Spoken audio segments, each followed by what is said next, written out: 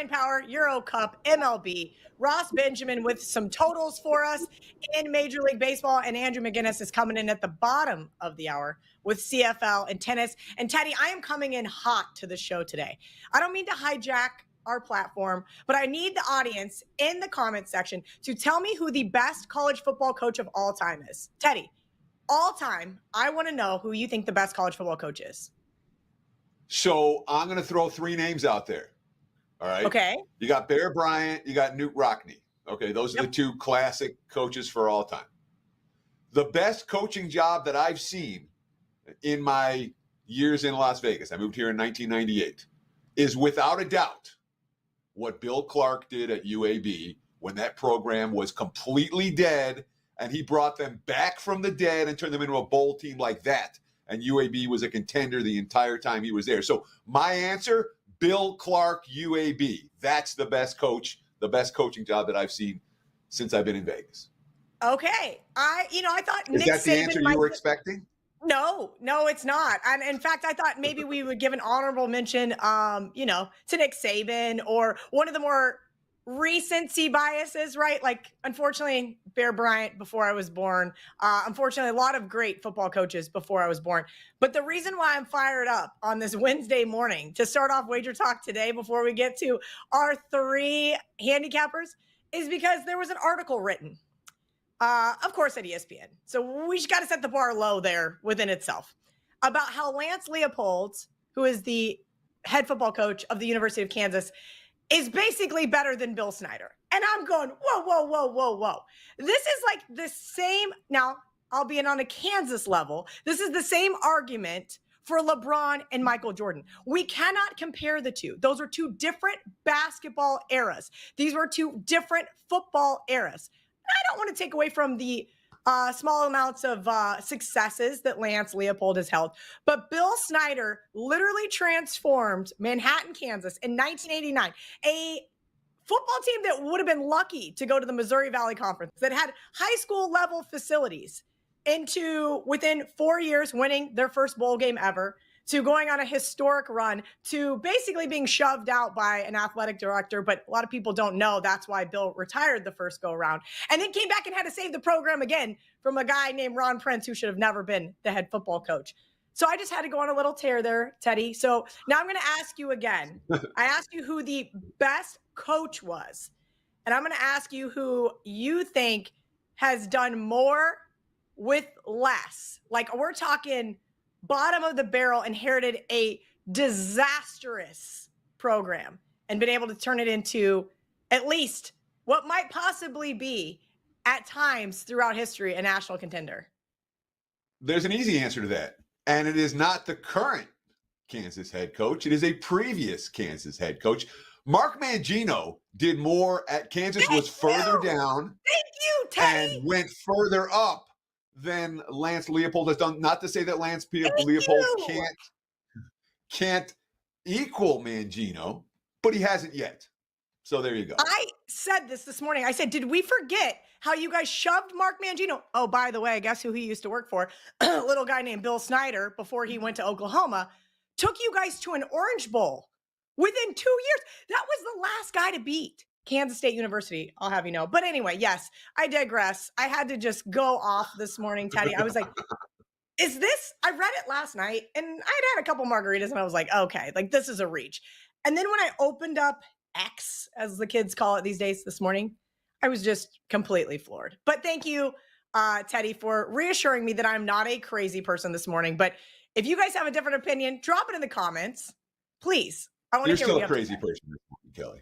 Yeah, there's no ifs, ands, or buts. You may not be as crazy as you thought you were, but you're still a crazy person this morning. So it's, and that's fair. You know, our producer Dan laughed before we started the show, and he was like, "Are you going to Phil Knight it? Like, if you ever won the lottery, what would you do with the money?" I'm like, "Yeah, charity's great and all. I'd probably save some French bulldogs, maybe start a rescue." I go, "But I would 1,000% take as much money as it needed to buy Kansas State University a national championship in college football and basketball, and then I would just move to a remote island to never be heard of again." Good luck with that. First, you got to win the lottery. I do. And, you know, this is kind of like the lottery. Win the lottery. We got Bryan Power on the show. That's almost like winning the lottery. He's here to give away Yes. some soccer picks, which we all know I'm no fan of soccer, but Bryan Power has absolutely been crushing 32, 12-2 soccer run. He's up over 60 units at WagerTalk.com. And Bryan, you have a 4% best bet for us tonight over at your page, wt.buzz/BP. But we got to talk England, Netherlands here. This is going to be interesting. I kind of went a little go around about England yesterday and why the cash out button was a scam.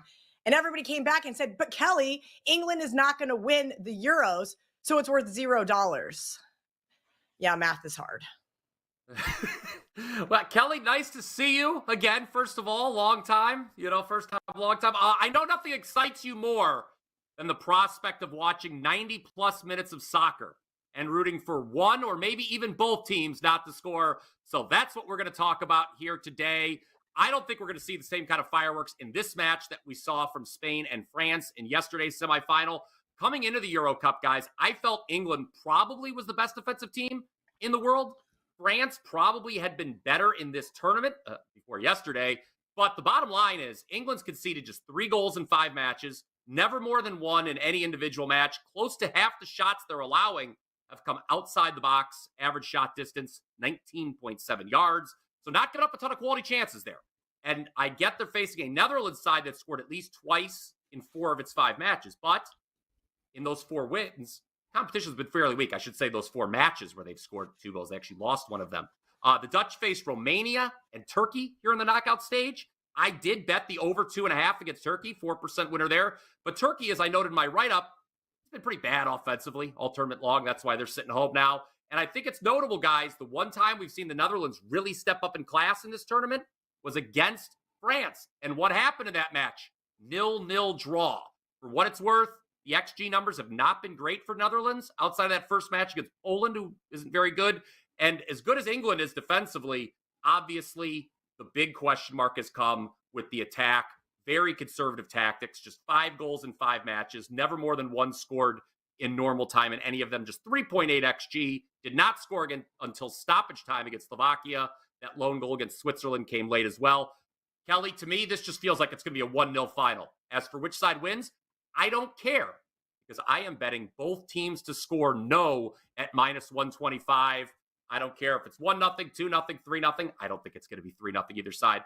As long as both teams don't score, we win, and that's how I'm playing this one.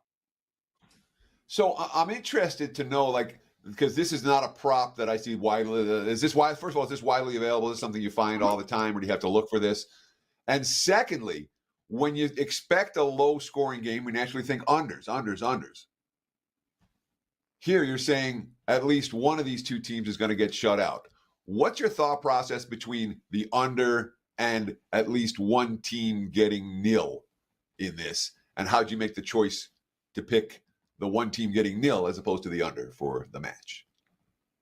Yeah, okay. First off, this is a widely available prop. We've been bet these a couple times here in the tournament. It's pretty popular, even not just here in the Euro Cup, not just in Copa America, but throughout the domestic season as well.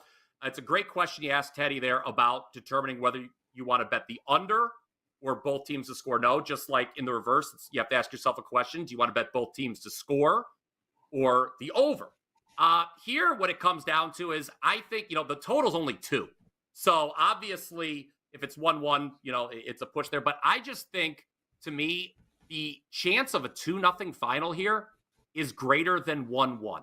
So that's why I wanted to bet both teams to score no. When the first goal goes in, that other team's going to be desperate to equalize. They're going to leave themselves vulnerable to the back end. Will the other team score a second one? I don't know. But like I said, I just think 1-0 is the most likely final. We can still cash, like I said, if it's 2-0, whereas the under obviously would be a push. So that's how I landed on both teams to score no for this one. I also think there's a chance maybe neither team scores. So you can always sprinkle a little pizza money on the 0-0 draw if you're feeling real frisky about it here on Wednesday afternoon. Yeah, I'm feeling pretty frisky this afternoon. Shocking. Bryan Power, I have an actual follow-up question. Did you see the ticket that was floating around that the guy has the other 2 legs in? I think it pays almost $1 million, like $938,000 or something. He has the obviously up on prop swap. And what I said was the cash out button is a scam because it always is. they're never going to offer you true odds. But if you had England to win the Euro Cup, what would you do? Would you let it ride? Would you quickly put a second mortgage on your house so that you could somehow hedge this ticket? I mean, the guy's got a $17,000 parlay out there. I'm sure he's got some extra cash on hand, but I'm always curious as what somebody else would do in that situation. So I'd be interested to know what odds he got. Did he bet him before the tournament, England? Yes. This was like this is like a parlay from way back when. Oh, yeah. Like what are the other legs? I have not seen this. I apologize. Else. Okay. Well, they're a slight favorite here. They're going to be a dog against Spain if they get through here. No, I don't want to count. You know what? You've made it this far. Let's have some fun. Like I said, be frisky on a Wednesday afternoon. No, I don't think I would. I don't think I would. If you felt that strongly about it, let's roll, man. I just know the England history, right? Yes, and what it is. Good. And that would be the concerning part. But I would agree with you. I think that everybody is kind of doubting England because they don't show up until about the 70th minute. And that's where I would agree with you that they probably win this game 1-0 just because somebody on that team, there's enough talent where they're going to score, or again, it goes to extra time. They win in penalty kicks like they did last game. Yeah, I mean, are we at the close to the bottom of the market, right? I mean, they have not looked dominant once, and here they are in the semifinals. So at some point, don't you think they play a complete 90 minutes? Maybe. I would like to think so. Maybe it will be against Spain, and that guy will cash his ticket, and I will prevail in my argument against the cash out button. All right, Brian Power, we're going to go right into some MLB, and then I got to kick you out of here because we've got Ross Benjamin. Of course, we've got Teddy and his big game breakdown and a couple other things from What Did Bettors Learn. But today in the MLB, you're taking a team total in the Brewers-Pirates game. Yeah, so I was a little shocked. Talked about this on First Pitch. I was a little shocked that the Brewers fell 12-2 yesterday to the Pirates in the series opener. Colin Ray was due for regression. We all know that. But the situation going into yesterday's series opener, guys, was pretty favorable, I thought, to Milwaukee. They had Monday off. Pittsburgh, no days off between series. Because remember, their series with the Mets, it was a wraparound deal that ended on Monday. It was a 2-2 game heading into the sixth. That's when Ray imploded. He allowed 5 straight singles. There was a grand slam off Wilson, who came on in relief, and that was all she wrote. I think it's pretty likely, Teddy, that the Brew Crew are bouncing back tonight. But my one question mark is starter Tobias Harris. He allowed 4 runs his last time out. Yes, that was in Colorado, but 4.97 ERA at home. 10 home runs allowed in 64 innings pitched this season. A little shaky. So let's cut down on the juice a little bit and focus solely on the Brewers offense. I like their team total over here. This Milwaukee team at home, guys, top 5 this season in runs per game, 5.07. They had a rough night at the plate last night, obviously, with just the 2 runs scored, 2 for 14 with runners in scoring position. But they're facing Martin Perez tonight. Martin Perez is not good. The last time they faced Perez, 9 runs and 11 hits in just 5 innings. Love to see something close to that here. They had 5 homers in that game, oh, by the way, as well, which was right here at American Family Field. And for what it's worth, 4 career appearances for Perez against the Brew Crew, 8.31 ERA. I realize some of those games were a while ago, but you look at Perez this season, poor year, on the road, 5.97 ERA, 1.67 whip. The Pirates' bullpen has not impressed me lately either. Bednar, the closer, he's been unavailable, 4.43 ERA for these relievers. 6th worst in all of baseball. So I expect the Brewers, Kelly and Teddy, to hit their season average in runs at home and score at least 5 tonight in this one. So Martin Perez had his worst start of the year against the Brewers right here in Milwaukee back in May. You talked about it. He gave up 9 runs, 11 hits, 5 dingers in 5 innings of work. Last time out, I mean, he was brilliant. You know, he shut down St. Louis for 7 1/3. It's not like Perez can't pitch at all. And it's not like the Brewers have been pounding lefties. Do you worry at all? I mean, how do you react when a pitcher gets absolutely bombed in one start against a division opponent who he sees regularly when that guy faces him the next time out? Is that a bet on? Because a lot of times I find that to be a bet on situation, not a bet against. With a lineup that you're familiar with, you got blown up last time. I'm not automatically going to fade that hurler next time out. So talk to me about Perez against a lineup that he got dinged up pretty good the last time he faced him. Yeah, points all well taken, Teddy. And if it was just that one start, for sure, maybe I wouldn't be rushing to the betting window to play this team total. But again, It's been multiple starts in his career that he's struggled against the Brewers. The Brewers, what they consistently do at home here, like I said, top 5 scoring team at home. Perez on the road, not good. And remember, he doesn't need to be nearly as bad as he was last time. We only need 5 runs. We don't need 9 runs. And you've also got that Pirates bullpen, which has been a big question mark over the course of the year. Like I said, 6th worst ERA in all of baseball. So I think 5 runs, again, it's a season average. I'm not asking you to split the atom. I'm not asking you to do something crazy. I'm just asking you to do what you've been able to do per game over the balance of the season. We're not more than halfway through, oh, by the way. Bryan Power has a 4% play tonight and the pitch. Bryan, what else do you have for us up on WagerTalk.com? Yeah, I've also got 3 Major League Baseball plays. I just gave you one of them. It is Milwaukee. That is a client selection. Oh, by the way, that 4% soccer best bet, it is on tonight's game in the Copa America. I'll let you know that. Uruguay and Colombia. We hit both 4% best bets in the quarterfinal round. Euro Cup, it was the over on Netherlands, Turkey, and Euro Cup, it was Panama, Colombia. Ooh, that was an easy one. 5-0 was the final there, so that was an easy over. 3 Major League Baseball plays. Head on over to my page, wt.buzz/BP. You can get everything right there. $29 for today. Kelly, I know you have a tremendous offer that you will tell the people about that applies not just me, but every handicapper here at Wager Talk, where they can get on board for a little bit longer. Yeah, KIV69. They did it to me again. They love giving me this coupon code. 7-day all access, just $69. You can use it on any handicapper at wagertalk.com. And guess what? No limit on the use. You can buy any handicapper and every handicapper you choose. It can be used multiple times with the same handicapper as well. I'm going to be done talking about myself because I hijacked the beginning of the show. Teddy, it is time for What Did Bettors Learn? Well, we talk about July as being this dead time for bettors. Oh, my God, it's just baseball. It's just baseball. Globally, it isn't. This isn't the dead time of the year around the globe. In fact, it's busy season right now. Wimbledon, Canadian football, WNBA, Euros, Copa, UFC, PGA Tour, Scottish Open. The European books are busy as shit right now. Our soccer content views are through the roof. European audience, Asian audience, Australian audience, crazy numbers. There's plenty for the sports enthusiast, plenty for the sports bettor. Why not me, though? Why not us? Why are we slogging baseball every day? The answer is that's what I know. That's what I grew up with. That's what I think I can beat, and that's what I understand. I'm at that stage of my career, and that's okay. I'm not about to learn a new sport. I applaud those who do. I've done it myself in the past. But at this stage, that's not what I'm looking for. And the other factor, of course, is here. In this country, football is king. Basketball is second, and everything else is secondary. And that's how it is in my world. Football is king. Basketball is second. Everything else is secondary. Kelly, what's your take on sports other than football or basketball? You bet them casually. Do you love them? Talk to me about what you, of course. I love lots of sports. There are a ton of sports that I love. I love hockey.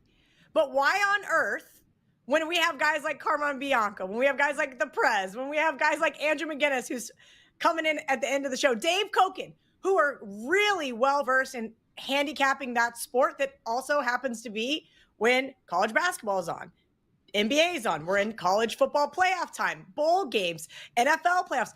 You only have so much time during these sports, and I think spinning the focus on what you're good at makes sense. I am handicapping a new sport. Shout out to our producer, Dan Newbert, got me into the Premier Lacrosse League. I'm having an absolute blast, Teddy, because I don't handicap baseball. I don't handicap Euros. So it has been giving me some really fun entertainment, learning something new. I highly recommend it. Lacrosse? Yeah, we've been having a great time. Dan has been very helpful in teaching me how to handicap a new sport. And shockingly, I can actually get some action down. I didn't think I would be able to at first. And we've had a few outs that are taking some decent sized bets. So here's my suggestion. I want to see a video of you talking about how you learned to bet lacrosse and how you first started and what your first bets were and what to do if you're first learning to bet lacrosse. To me, that'd be fascinating. I'm interested. Okay. I love it. That's something that you can do that Prez can never do. Yeah.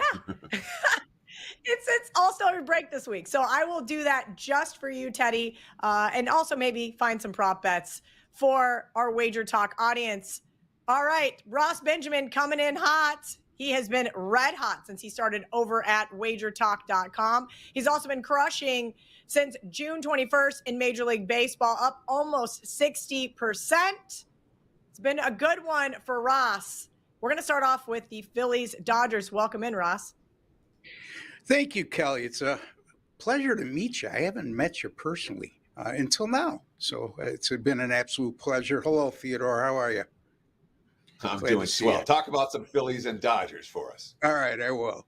All right, so the Dodgers and the Phillies. The Phillies right now, $1.35 favorite, and I'm going to concentrate on the total of this game. It opened at 9. It's now 9.5. The wind's blowing out to left center tonight at 15 miles per hour. That's what the weather forecast says, and I'm totally convinced that's why this opening total went from 9 to 9.5. These are two starting pitchers that are very similar. One is very good at home and not so good on the road, and one is pretty good on the road and not so good at home.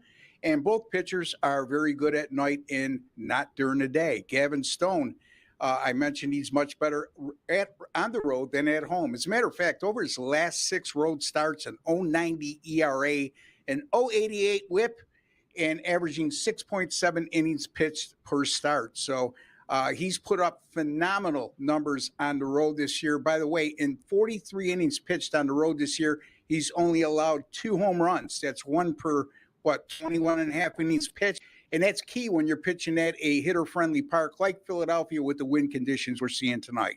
Christopher Sanchez, again, not a brand name, not a name that people jump out when they see him as a starting pitcher. But you know what? I like it that way because he's undervalued a lot of times. And at home this year, he's been phenomenal with a 1.35 ERA and an 0.90 WHIP, striking out 58, walking 9. His night starts as well. 13 starts at night, a 2.61 ERA, and only 2 home runs allowed, and 97 1/3 innings pitched. So again, same scenario that I mentioned with Gavin Stone. His numbers actually are much more impressive in terms of home runs per innings pitched. And again, that's important to me because of the ballpark we're playing in, and once again, the weather conditions. Both of these bullpens are very good. The Dodgers, number 3, and Philly, number 4 in bullpen ERA. The Phillies have allowed the least amount of home runs in all of baseball. The Dodgers also number 2 in bullpen whip. I'm going to go LA Dodgers, Philadelphia Phillies, under 9.5, Teddy. Well, when it comes to trends and in totals and MLB totals, I follow the trends as closely as I do in any sport. Dodgers are 9-1 to the over their last 10. Is it 8-1 to the over their last 9? Phillies 6-2 to the over their last 8. So both teams currently trending over. The series history between these two teams, every meeting this year, every meeting last year, 9 runs or more. The only under that cashed in any meeting between these two teams over the last 2 seasons came in a game that was totaled at 11. And every sharp dollar in this game has come on the over. So we have Dodgers trending over, Phillies trending over, series trending over, and the sharp money saying the over is the way to go here. We're bucking all of that. Well, when the sharp money, so-called sharp money, has the record I have in totals over the last year, then I'll pay more attention. But that's not the case. And the bottom line is that, you know, when you're 2 starting pitchers, Gavin Stone and Christopher Sanchez, again, that's not 2 starting pitchers that are going to ring a bell loudly. On top of that, all those trends, that's all fine and dandy, but the circumstances involved here with the 2 starting pitchers and the numbers I rattled off and 2 good bullpens, I put some emphasis on recent trends, team trends, especially in season, but there's too much for me to ignore with all the data involved for me to let that affect me. So I'm going to stick with my under 9.5 here, Teddy. You know, you almost talked me out of St. Louis the other day, and then you ended up using them. So anyway. That's Teddy's job, Ross. He's supposed to play the contrarian. It's good. Yeah, it's good for all of us. Ross, I'm 53. contractually obligated. I know that. I know that. I'm just teasing you, buddy. Total wagers since basically a year ago, July 18th, 2023. Ross Benjamin, 53-31, guys. That is 63% on his total. So he is correct. He's going to trust his numbers. Let's move along to Giants Blue Jays. You have a play for us here in the first 5 innings. Yeah, similar to what I discussed in the first matchup that I analyzed, and that's the home and away splits. And it comes into play here. We got Chris Bassett going for the Toronto Blue Jays. We got Logan Webb going for the San Francisco Giants. I'm looking at the first half or the first 5 inning total here, which is 3.5, which is really low. And it's low for a reason. I mean, Chris Bassett over his last 4 starts on the road, a 1.08 ERA and averaging over 6 innings pitched per start. Overall on the road, 8 starts on the road, 2.93 ERA. And this is a Toronto team over their last 9 games, averaging 3.1 runs scored per game. And you can make the case with Toronto. They're one of the top 5 in baseball in terms of underachieving offensively. And I say that with regards to what the team did in prior years and with the lineup they have and what they put up this year. Just absolutely brutal in terms of underachieving. San Francisco, by the way, they're no bargain either, Teddy. I mean, 3.5 runs per game over the last 6. Logan Webb, I've always liked this guy, but he's a home and away split guy, okay? So his home starts have been significantly better than on the road. 2.13 ERA, 107 whip on the road. And here's the thing too, Teddy, 7 innings pitched, or 6.9 to be specific, innings pitched per start at home. So this guy is minimizing the chance that the Giants bullpen, which I'm not crazy about, is going to blow the game. Toronto has played 19-6 to the under in their last 25 away during the first 5 inning action. So they've only gone over the total 6 times in their last 25 games against the first 5 inning total. And Toronto also, like I said, underachieving offensively and bullpen. Here's the thing with the bullpens. Toronto, number 29 in bullpen ERA at 4.81. Toronto has allowed the most, Toronto bullpen that is, allowed the most home runs in baseball at 54. San Francisco, bottom tier, number 21 Major League Baseball bullpen ERA, and 5th worst in terms of allowing home runs out of their bullpen, 44. I'm going to leave the bullpens out of the equation, Kelly and Teddy, and I'm going to go Toronto, San Francisco, under that small total of 3.5 in the first 5 innings. So let me ask you about Chris Bassett, because Bassett to me is Webb's a stud. All right, Bassett's the question mark here. And Bassett's coming off a game in which you need 105 pitches to get through 5 innings. It's his highest pitch count in any game since I think the beginning of May. Are you a pitch count guy? Do you worry about a guy that in his last start all of a sudden is throwing a boatload of pitches with a first 5 inning wager in particular? Yeah, again, he's been a big pitch count guy throughout his career. If you look at his career numbers, Teddy, I mean, he's averaging mid-90s in pitch count throughout his career. So sometimes that would concern me, especially if you have a guy that's averaging 6 innings or less per start, and all of a sudden he's over 100 pitches in a previous start. Again, I'm basing a lot of the stuff. I'm a home and away split guy. I'm a night and day split guy when it comes to starting pitchers. I pay attention to that a lot, and I'm just looking at he's unfazed on the road. I mean, for whatever reason, he struggles at home. But it's a good point, Teddy, and well taken, but I'm not going to let that affect me. I like the 1.08 ERA over his last 4 starts and averaging over 6 innings pitched per start. If you're averaging over 6 innings pitched per start, you're high in your pitch count too. So it's nothing he's not used to, Teddy. I hope I answered that question satisfactorily. Ross Benjamin coming in hot with some of those totals. Leave us with what you've got up at WagerTalk.com. I'm going to have a 5% top play tonight, Major League Baseball, folks. You need to pay attention because I'm 22-9 since February 4th of this year with all of my 5% top plays. And that's good for 71%. And by our grading system, I've made a profit of $6,000 with those selections. Also, Kelly just mentioned 21-15 since June 21st with my Major League Baseball picks. Again, folks aren't real impressed with those types of numbers, but come on, folks. Major League Baseball, it's a 162-game season. We're grinding, baby. And over that course of time, I'm up $1,436. And my weekday totals in all sports, for whatever reason, been a lot better during the weekdays than on the weekends with my totals in all sports. Back since last July, about 121 and 82. Good for 60% and up $10,447 during that course of time. That's why you should take a shot with me, Ross Benjamin. Spend a little money, will make you a lot of money. WT.buzz/RB is his short link to WagerTalk.com. Teddy, I asked you in Slack earlier if my eyes were deceiving me when you said we're going back to the well with the Oakland A's. I was at dinner with Grandma last night. We had a couple margaritas. We're having a good time. And I look up and I was like, oh, it was like 11-2. And I was like, boy, oh boy, was that ugly. What are we doing? And why are we going back with Oakland? So let's talk about it with today's big game breakdown, the A's and the Red Sox. And I played the A's yesterday and it lost.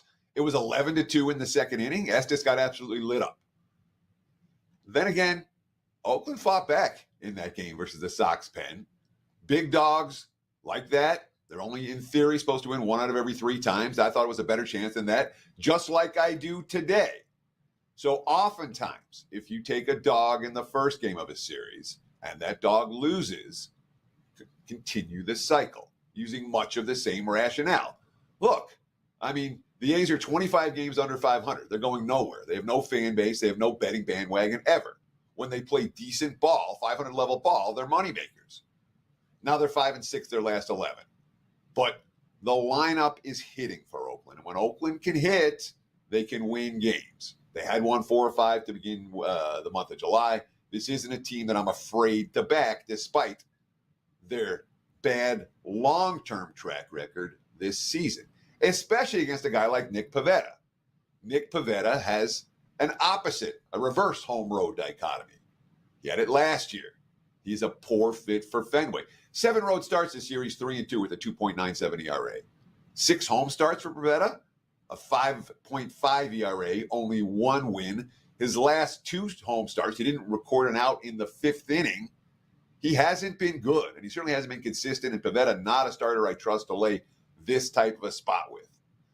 The Red Sox, not to say they're fat and happy, but they're fat and happy. They just beat the Yankees. They bombed Oakland yesterday. This is not a maximum intensity spot for the home team. It really isn't. It's not a focus spot. And let's not forget, as I mentioned yesterday, Red Sox, 3 games under 500 last year at home, 2 games under 500 this year at home, despite being 12 games over 500 on the highway.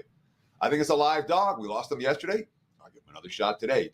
Give me the A's at the big plus price right now. Look at the WagerTalk live odds screen. You can find Oakland plus 170 if you shop around.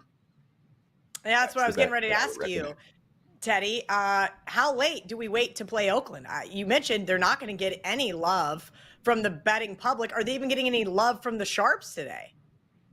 Nope. So we just There's wait. No urgency. You think we could get plus there's no 175?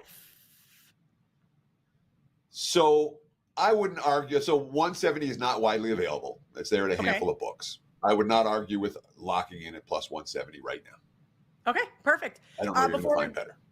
Before we bring in Andrew, coupon code KIV69 is going to get you an all-access week of Teddy covers. And, of course, Ross Benjamin. And, of course, Andrew McInnis and every other handicapper over at WagerTalk.com. KIV69, lock in a 7-day all-access pass. And if your handicapper decides to pass for a day, it will be extended. So, Teddy, please tell me what you have up over at WagerTalk.com and why people should use coupon code KIV69.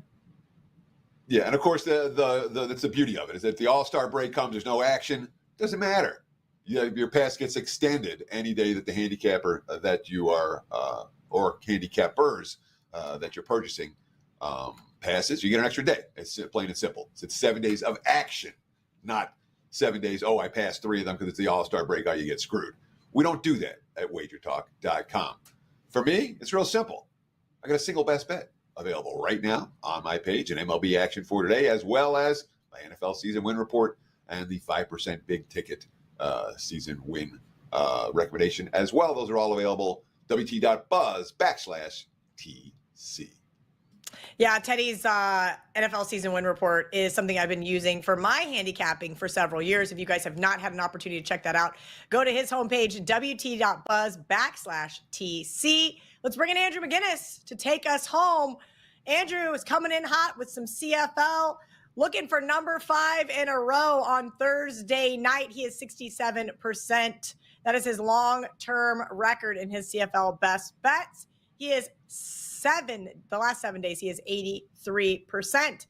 All right, Andrew, let's hear what you've got. The Ottawa Red Blacks taking on the 0-4 Edmonton Elks. Yeah, guys, I'm sure this is the game that all of our viewers have been on the edge of their seat for just the whole entire show. They've just been waiting for this CFL game here. But look, talking about urgency, you asked Teddy about the Oakland A's. If it was an urgency, to me, this one is urgent. The number currently on the Elks, -4. I released it to my clients at -3. And guys, I believe that number will continue to grow even more after the injury report comes out today. Wednesday is usually the day the injury reports come out across the CFL. And I'll tell you what, guys, you know how a lot of times in the NFL, people look to bet on the team that has the quarterback injury because of the point spread value? Maybe not everybody, but sometimes I've heard that's a strategy. In the CFL, there is a massive, massive drop-off from QB1 to QB2. And Drew Brown, first-year starter for Ottawa, I believe, is in concussion protocol. And the second quarterback, Dustin Crum, I think is a huge step down. He's never been able to make it as a starter. He's bounced around a few different teams as the backup, but has not looked very good when he's come in as the number 1 guy. And guys, the funny thing is here, the Ottawa Red Blacks are in a very similar situation as they were last week. They're facing a team that's winless. They faced Winnipeg Blue Bombers. Winnipeg was winless going into last week, and they absolutely beat down the Red Blacks. And now in this situation here, they're playing an Elks team, 0-4 straight up, guys, but 3-1 ATS. But now, not really trying to cover a point spread, plus they're trying to cover minus points here, -4. But I love this spot. -4 for them, coming off the bye. And this is a team that's actually had to play some really tough teams. The combined record for the teams that they've played so far this year, 15-3. The Elks have lost this year, guys, by a combined 17 points on the season. They've lost by 2 walk-off field goals. This is the best time to jump on the Edmonton Elks. Their offense has not been the problem. It's been their defense. But I do not think the Ottawa Red Blacks give them any trouble as far as their defense is concerned. So I want to ask you this, all right? We're talking about laying more than a field goal with a winless team. So I know there was some support for like the Hamilton Tiger Cats last week. Oh, they're 0-4. They got to win one. And they got bombed again. And they've been close in defeat a couple of times. Isn't this that? Eddie, look, this, like you said, the same thing goes for Hamilton, and they can't even cover a point spread. I mean, it feels like the odds makers aren't catching up. But then at this point now, there's just too much disrespect handing out towards this Elks team. The Red Blacks have faced the Bombers twice, who just got their first win last week, the Ticats, and the Alouettes. So they pretty much only faced one good team so far this season. And when they face that good team, they give up 47 points. So if you're someone that cares at all about strength of schedule, then this is a matchup you should like. Again, the combined record of teams that have defeated the Elks, 15-3 on the year. And to me, later in the year, you get the bye week, the better. First few weeks, I didn't really care about teams coming off the bye, but now we are going into week 6. Elks off the bye week, 3-1 ATS. They're in games. They're not winning. If there's ever a spot to bet on the Elks, this is the spot, guys, against this Red Blacks team. I'll take the -4. All right, another sport that Andrew thinks we don't care about, but we care about all sports that win us money. Hello, Andrew. I will definitely consider laying it with the Elks today because it reminds me of my lowly White Sox. The only time you play them is when they're a favorite, and then they usually do nice things for you. Otherwise, do not bet list. Wimbledon. And Kelly, I've heard so many people say, how could anybody lay points with the Edmonton Elks, right? You got to love that, right? All I'm seeing on social media with my fellow CFL betting peers is, well, you're not going to lay points with them. I mean, it's like, well, I am, I mean, there's a reason why the price is the way it is, right? You see that stuff all the time. I feel like across all football leagues. If it hurts your stomach to walk up to the window or even now open up your cell phone to bet it, it might be one of those gut-wrenching things to do, but I usually feel like that means it's the right side. Teddy may disagree with me, but usually Marco calls it when you put the paper bag over your head and you walk up to the window and you whisper your bet because you're so ashamed to bet it. This might be one of those scenarios. Let's follow up with some tennis here. Carlos Alcaraz, Daniel Medvedev, I'm going to screw this up. Medvedev, yeah, great. Medvedev. I should probably practice that one, but that's the beauty of me. I always mispronounce people's names. Over 39.5 games here. Why do you like the over between these two at Wimbledon? So a big reason I like the over is that for the most part, the over in this, the way the games are set here, the over, this number, is pretty much for us to get a competitive match that reaches 4 sets. The favorite, as far as the outcome, as far as sets are concerned, is Carlos Alcaraz to win 3 straight sets.